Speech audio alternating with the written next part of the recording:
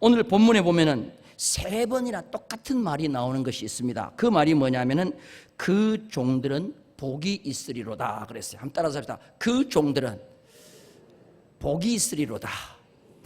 그런데 그 종들은 복이 있다는 말 앞에 반드시 들어가 있는 단어가 있습니다.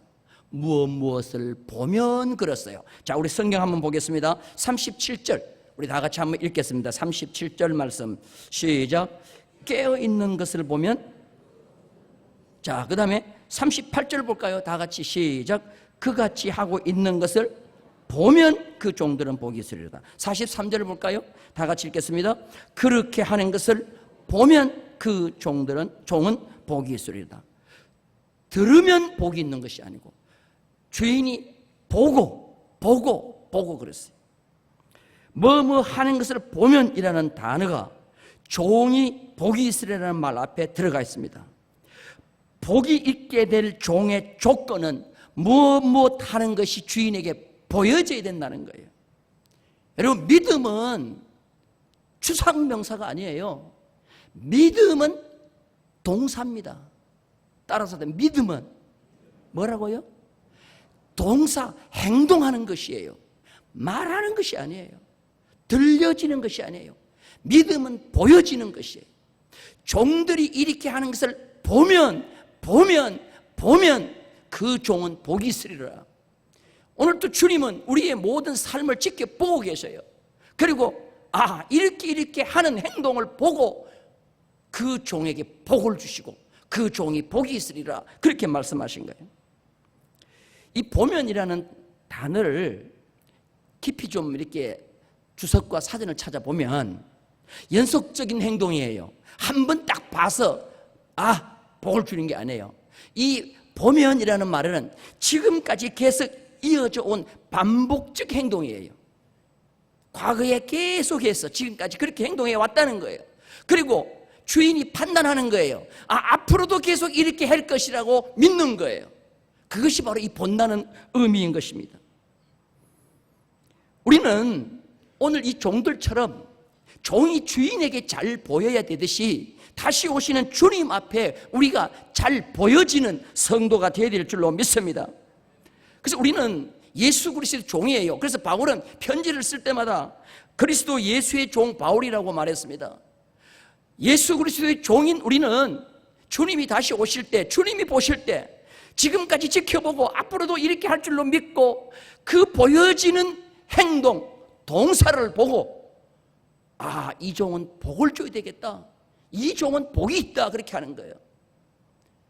내 하고 싶은 대로 행동하는 것이 바른 신앙이 아닌 것입니다. 이 행동 하나하나를 주님이 보실 때 과연 칭찬하실까?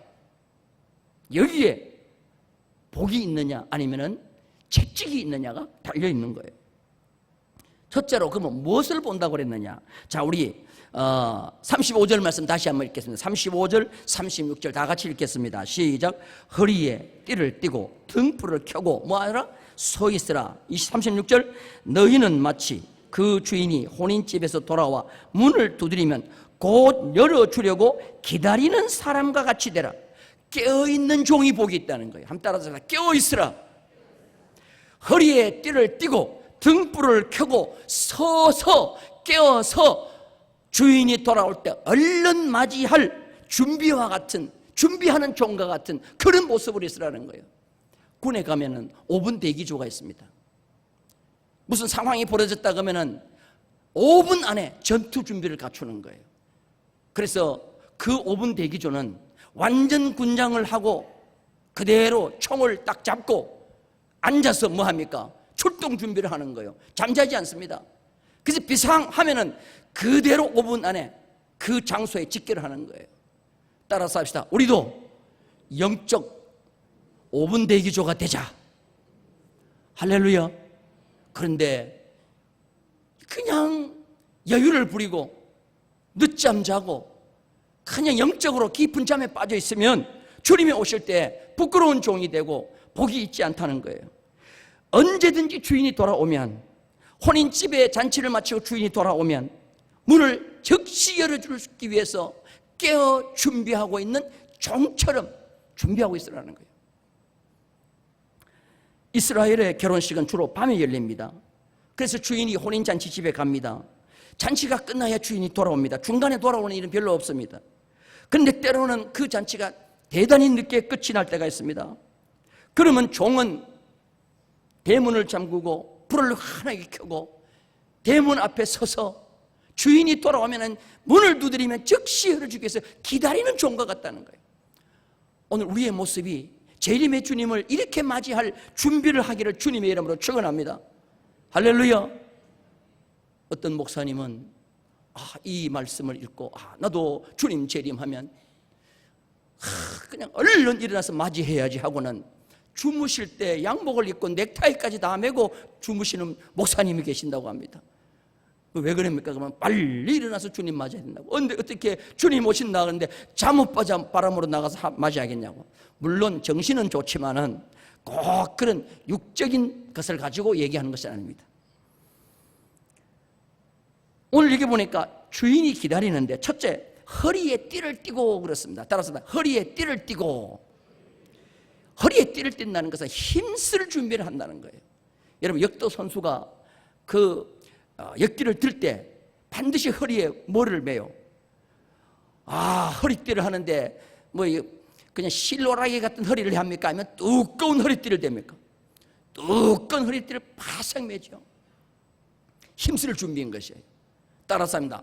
믿음의 허리띠를, 따라서 합니다. 기도의 허리띠를, 따라서 합니다. 헌신의 허리띠를 매라.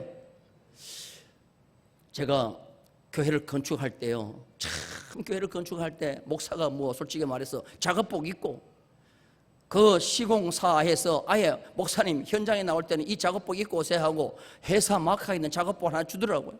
그래서 아침만 먹으면 그 작업복 입고 현장에 나와 있습니다. 그러면 오시는 분들이 아무도 저를 목사라고 보잖아요.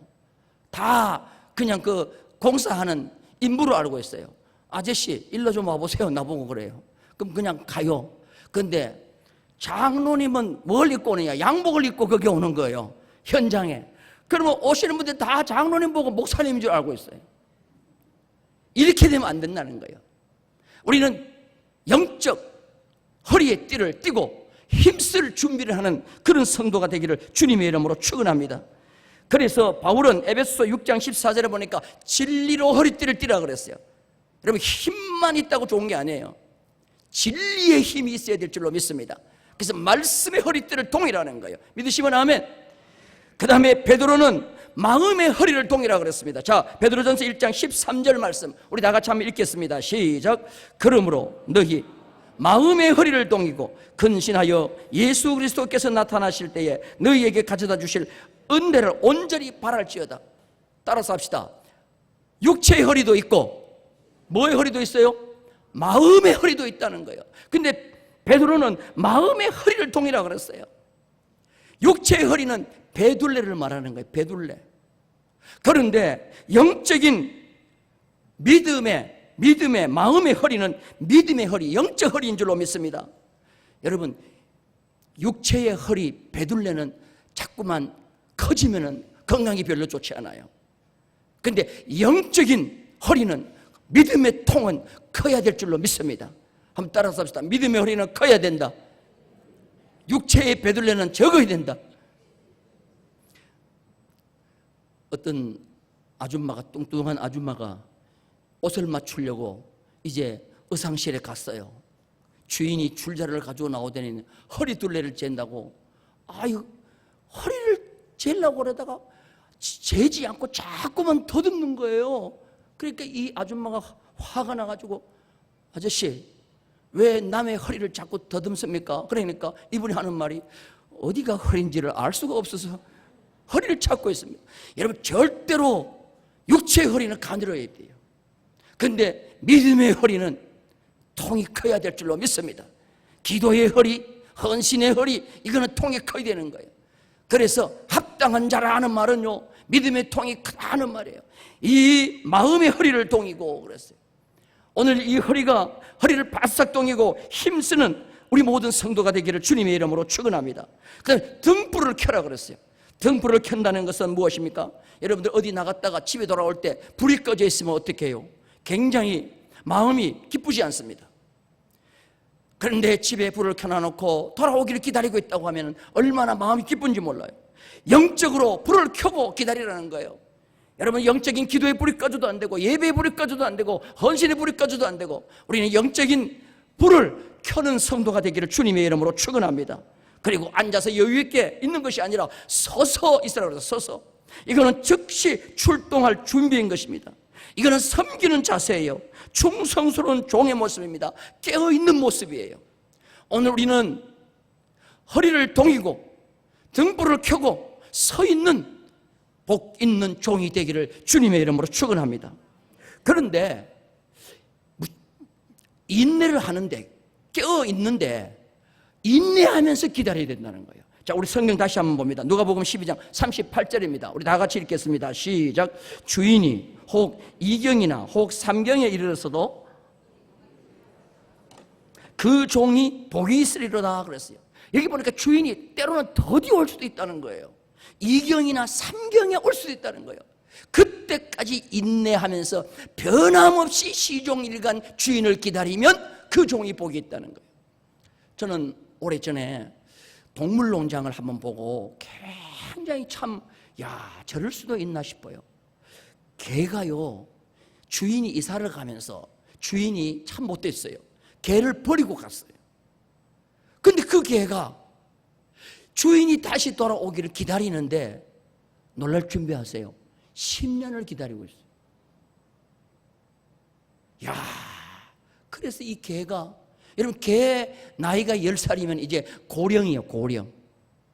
그래가지고 백내장도 오고 관절염도 오는데 오직 밥만 먹으면 주인이 돌아오는 그 집 앞에서 주인 돌아오기만 기다려. 동네 사람이 복실이라는 이름을 붙여줬어. 복실이가 뭐가 복이요? 이거 네가 복이 있다, 복이 있다. 근데 그 주인은 안 돌아올 것 같아. 근데 예수님은 다시 돌아올 줄로 믿습니다. 개도 10년 동안 변함없이 충성스럽게 기다리는데 우리 사람이 제대로 주님 다시 오는 것을 기다리지 않는다고 하면 되겠습니까? 그래가지고 진짜 사람 구실 제대로 못하면 뭐만도 못하다 그러죠. 저는 차마 그 소리를 못하겠어요. 근데 그 복실이는 정말 10년을 기다리고 있어요. 옛날에는 대가족이었습니다. 증조 할아버지 할머니까지 한 집에 사셨어요. 저는 예천 안동 살고 있습니다. 저는 할아버지, 막내로 태어난 할아버지 할머니를 못 봤지만 이게 저 시골 사는 거 보면요, 사랑방에 불이 꺼지기 전에 아들방에 불이 꺼지면 안 되는 거예요. 사랑방에 불이 꺼지기 전에, 부모님의 방에 불이 있기 전에 아들 방에 먼저 피곤하다고 불을 끄자면 그거는 불효하는 거예요. 언제 아버지가 필요하여서 얘야 부르면 쫓아나갈 준비하고 있어야 되는 거예요. 그래서 자더라도 불 켜놓고 자고 있어요. 종도 마찬가지라는 겁니다. 종도 2경이나 3경, 2경은 9시에서 12시예요. 깊은 밤이에요. 3경은 새벽 3시입니다. 그때 돌아오더라도 언제든지 쫓아나가서 주인을 맞이할 수 있도록 인내하면서 기다리는 거예요. 따라서 합시다. 인내하며 기다린다. 믿으시면 아멘. 복실이가 10년을 기다리듯이 인내하면서 기다리는 자가 되어야 된다는 거예요. 그래서요, 우리 믿음 생활에는 인내가 참으로 중요해요. 인내를 할 줄 모르면 영혼을 잃어버려요. 자, 우리 성경 한번 봅니다. 누가복음 21장 19절입니다. 다 같이 읽겠습니다. 시작. 너희 인내로, 너희 인내할 줄 모르면 뭘 잃어버려요? 영혼을 잃어버린다는 겁니다. 여기서 영혼을 얻으라고 했는데 영혼은 생명인 것이에요. 영혼이라는 말과 생명이라는 말이 같아요. 그 원문에 보면 인내할 줄 모르면 우리는 생명을 잃어버리는 거예요. 아리스토텔레스가 유명한 얘기를 했습니다. 인내는 용기의 어머니다 그랬어요. 따라서 합시다. 인내는 뭐의 어머니라고요? 용기의 어머니라고요. 여러분이 한 번 용기 있는 것 필요하지요. 그런데 인내하면서 그 용기 가지고 있어야 돼요. 그래서 인내는 용기의 어머니라고 그랬습니다. 신약 성경에 욥이라는 인물이 욥이 딱 한 번 나와요. 딱 한 번.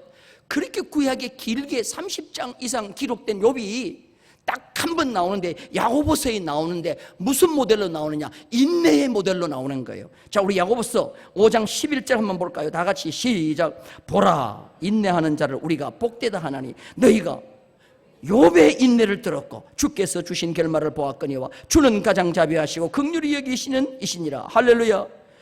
야고보는 참으라 그렇게 하지 않았어요. 인내라 그렇게 하지 않았어요. 항상 참으라는 말 앞에는 길이라는 말이 들어갔어요. 따라서 길이, 길이는 짧게 하면 안 돼. 길이 해야 돼. 다 같이 시작. 왜? 진짜 길이 참아야 되는 거예요. 끝까지 참아야 되는 거예요. 자, 우리 한번 볼까요? 야고보서 5장 7절 보십시다. 다 같이 시작. 그러므로 형제들아, 주께서 강림의 시까지 길이 참으라. 보라, 농부가 땅에서 나는 귀한 열매를 바라고. 그냥 참는 게 아니라니까. 어떻게 참아요? 길이가 언제요? 길이가 언제까지 참는 게 길이요? 주님 재림할 때까지. 난 3번까지 참을 거야. 난 더 이상은 못 참아. 그거는 생명을 잃는 거예요. 야고보서 5장 8절 다 같이 읽겠습니다. 시작. 너희도 길이 참고. 야고보는 참으라는 말 앞에 항상 어디를 가든지 바늘과 실같이 따라다니는 단어가 있어요. 뭐요? 우리는 참기는 해. 근데 뭐는 못해요? 알기는 잘하시잖아요. 길이는 못 참는 거예요. 주님 오실 때까지 참는 우리 모두가 되기를 주님의 이름으로 축원합니다. 바울은 고린도전서 13장을 하면서 사랑을 하면서, 사랑은 언제나, 그 다음에 뭐요? 첫 번째가 참고가 아니에요. 뭐요? 오래 참고. 오래를 두 글자 다른 말로 뭐요? 길이 똑같은 거예요. 길이 참고 오래 참는 거예요. 사랑이 뭐 말로만 하는 겁니까? 인내할 줄 모르면 그건 사랑하지 않는 거예요. 오래 참다는 말이요, 헬라 말로 마크로디메오라는 말이요. 한번 따라서 마크로디메오. 이렇게 하면 빵 하고 떠줘야 되는데 이 두 가지 단어가 합성해서 되어 있어요. 마크로스라는 말하고 멀리 떨어진다. 마크로스.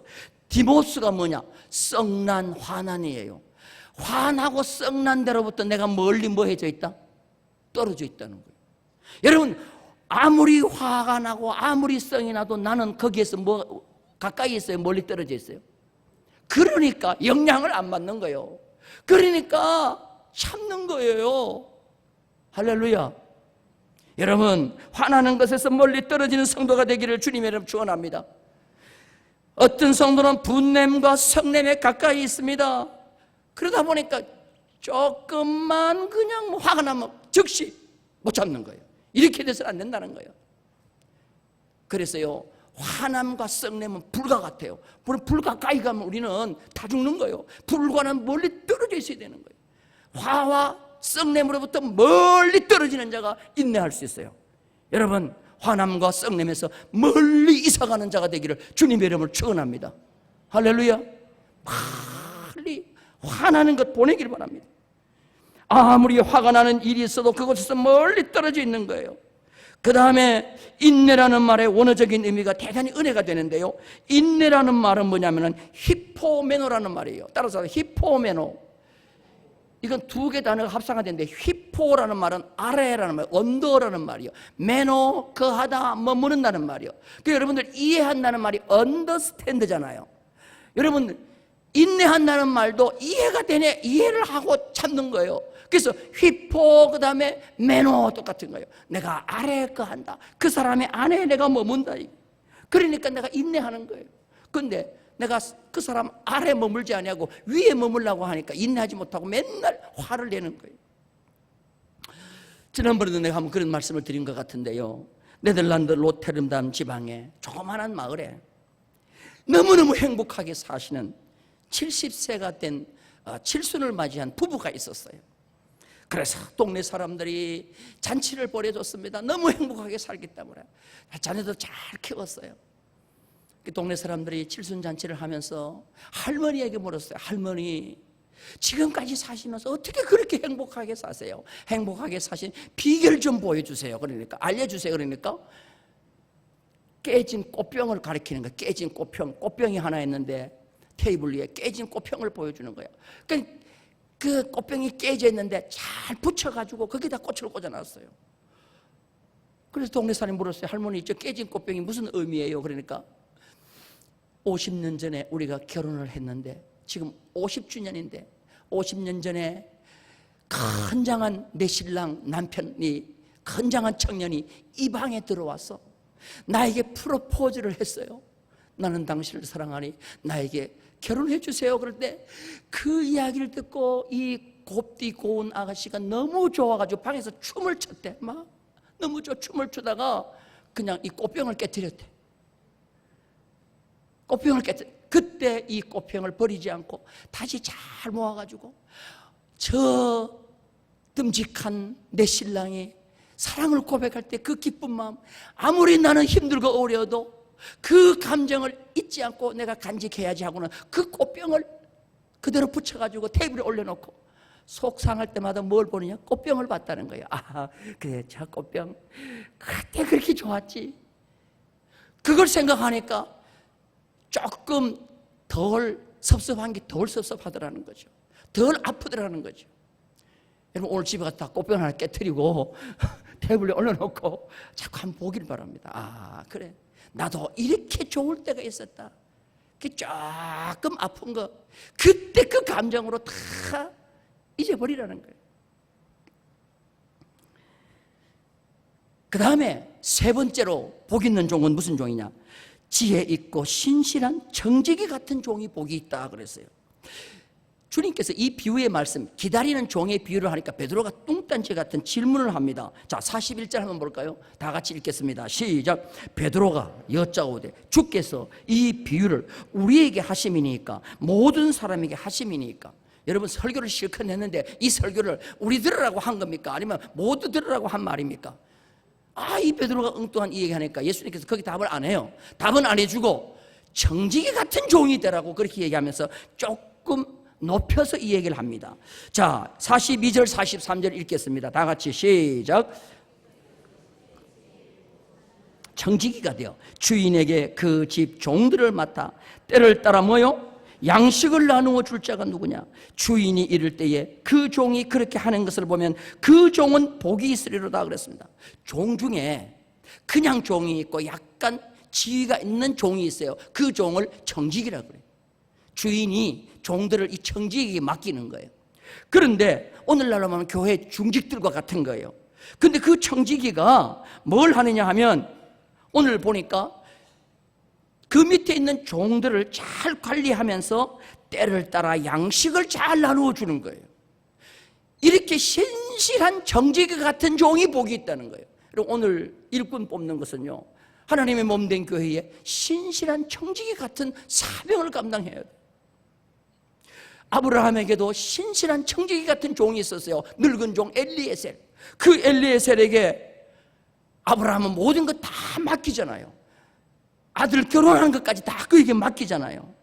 이것이 바로 신실한 청지기 같은 삶입니다.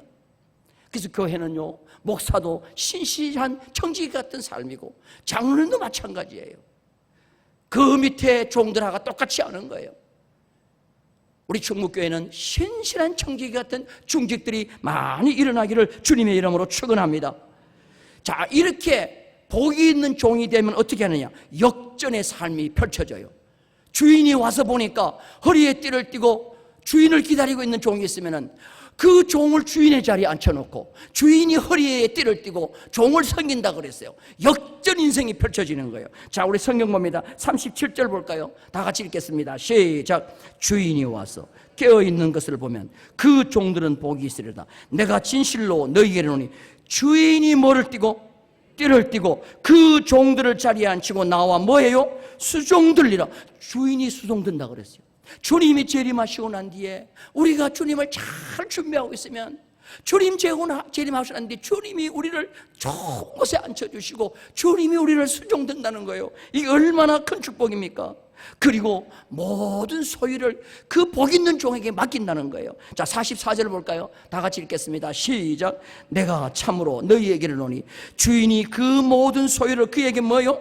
맡긴다 그랬어요. 그런데 오늘 성경에 보니까 이렇게 복 있는 종이 있는가 하면 그 뒤에 보면 복 없는 종도 있어요. 주인이 종에게 모든 소유를 맡기는 복 있는 종이 있는데, 혹이 잘못된 종은 뭐냐면 주인이 더디오리라 생각하고 남녀 종들을 때리고 먹고 마시고 취하면 생각하지 않는 날 알지 못하는 시간에 주인이 이르러 엄히 때리고 신실하지 아니한 자의 받을 벌에 처한다 그랬어요. 맞을 종도 있다는 거예요. 주님이 오면 맞을 종도 있다는 거예요. 그 종은 주인의 뜻을 알고도 준비하지 아니하고 그 뜻대로 행하지 아니한 종은 그렇게 한다고 47절에 말씀하고 있어요. 우리는 주인님이 재림하셨을 때 맞을 종이 아니라 우리는 복 있는 종 되기를 주님의 이름으로 축원합니다. 제가 오래전에 들은 얘기인데 정확한 인물을 찾으려고 아무리 검색을 해도 못했어요. 제가 들은 얘기입니다. 미국의 큰 회사입니다. 큰 회사인데 이제 연세가 들어서 회장이 자기 이제 대표 기업의 회장을 물려주기 위해서 이제 어느 날 발표하겠다 그랬어요. 그러니까 대회 기자들도 오고 모든 중직들도 중진 인사들도 와 있는데 발표하는 날 딱 자기 회장을 발표하는데 정문 수위를 발표하는 거예요. 수위가 내 뒤를 이을 자기 회장이라는 거예요. 모든 사람이 깜짝 놀랐어요.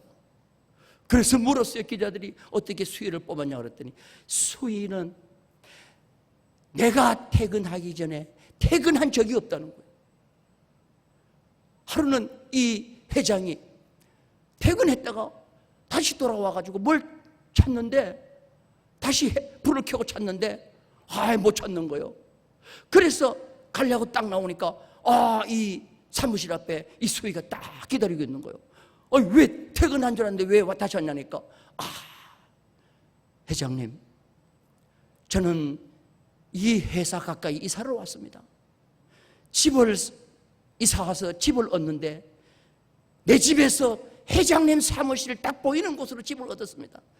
그리고 언제든지 회장님의 사무실에 불이 켜지면 나는 그때 쏜살같이 회사로 달려와서 언제든지 필요하면 회장님을 도울 준비를 하고 있었습니다. 그런데 그게 한 번, 두 번이 아니에요. 지속적으로 수년 동안 지켜보니까 이 수위가 회장을 위해서 최선을 다하는 거예요. 할렐루야. 깨어서 준비했어요, 안 했어요? 그 기업을 이 수위에 맡긴 거예요. 앞으로 여러분들 혹시라도 수위를 하게 되거든 이렇게 하기를 주님의 이름으로 축원합니다. 이게 바로 지혜로운 거예요. 평신도를 깨운다라는 책을 쓴 옥하는 목사님이 이런 글을 썼어요. 성도를 보면 교회를 안다. 평신도가 보여주는 이미지에 따라 교회가 보여진다는 거예요. 골리앗과 맞서는 다윗으로 보이든지 아니면 공포에 떠는 사울 왕이 되든지 성도를 보면 교회가 보여진다. 정기적인 예배만 참석하고 은혜만 받고 가는 관람객이 되든지 교회 운영에 보탬을 주는 단골 손님이 되든지 한다고 그랬어요. 여러분, 교회는 관람객이 되어서도 안 되고요, 교인은 단골 손님이 되어서도 안 된다는 거예요. 교인은 종이 되어야 되는데 주님의 재림을 잘 맞이할 수 있는 오늘 지혜로운 종의 모습이 될 때 복 있는 종인 줄로 믿습니다. 그래서 깨어서 언제 주님이 오시더라도 깨어서 주님 맞을 준비를 하는 거예요. 그것을 주님이 지금도 지켜보고 계시고 주님이 오셨을 때 칭찬하시고 네가 복 있는 자다 하고 다 좋은 것을 그에게 맡기는 복 있는 우리 모든 성도가 되기를 주님의 이름으로 축원합니다.